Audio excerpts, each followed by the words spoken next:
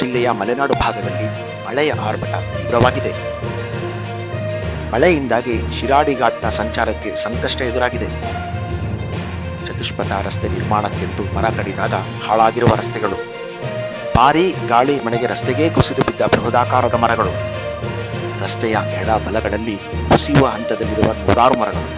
ಹೀಗಾಗಿ ರಾಷ್ಟ್ರೀಯ ಹೆದ್ದಾರಿ 75ರ ಶಿರಾಡಿ ಘಾಟ್ನ ಸಕಲೇಶಪುರದ ಮಾರನಹಳ್ಳಿ ರಸ್ತೆಯವರೆಗೂ ಪರಿಸ್ಥಿತಿ ಹೇಳತಿರದಾಗಿದೆ. ಹಾಸನ ಜಿಲ್ಲೆಯ ಮಲೆನಾಡು ಭಾಗದಲ್ಲಿ ಮಳೆಯ ಆರ್ಭಟ ಜೋರಾಗಿದ್ದು ಶಿರಾಡಿ ಘಾಟ್ನ ಸಂಚಾರಕ್ಕೆ ಸಂಕಷ್ಟ ತಂದೊಡ್ಡಿದೆ.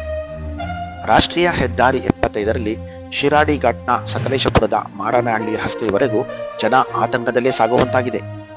ಚತುಷ್ಪಥ ರಸ್ತೆ ನಿರ್ಮಾಣಕ್ಕೆಂದು ಮರ ಕಡಿದಾಗ ರಸ್ತೆಗಳು ಹಾಳಾಗಿದ್ದು, ಇದರ ಜೊತೆಗೆ ಭಾರೀ ಮಳೆ ಗಾಳಿಗೆ ಬೃಹದಾಕಾರದ ಮರಗಳು ರಸ್ತೆಗೆ ಕುಸಿದು ಬೀಳುತ್ತಿವೆ. ಇನ್ನು ಕಾಫಿ ತೋಟಗಳಿಂದಲೂ ಮರಗಳು ರಸ್ತೆಗೆ ಕುಸಿಯುತ್ತಿದ್ದು, ಒಂದು ಪಥದ ಸಂಚಾರ ಸ್ಥಗಿತಗೊಳಿಸಿ ಮತ್ತೊಂದು ಬದಿಯಲ್ಲಿ ಮಾತ್ರ ವಾಹನಗಳ ಸಂಚಾರಕ್ಕೆ ವ್ಯವಸ್ಥೆ ಕಲ್ಪಿಸಲಾಗಿದೆ. ರಸ್ತೆಯ ಎರಡೂ ಕಡೆ ನೂರಾರು ಮರಗಳು ಕುಸಿಯುವ ಹಂತದಲ್ಲಿದ್ದು, ಕೊಂಚ ಎಡವಟ್ಟಾದರೂ ಪ್ರಾಣಕ್ಕೆ ಕುತ್ತು ತರುವ ಪರಿಸ್ಥಿತಿ ನಿರ್ಮಾಣವಾಗಿದೆ.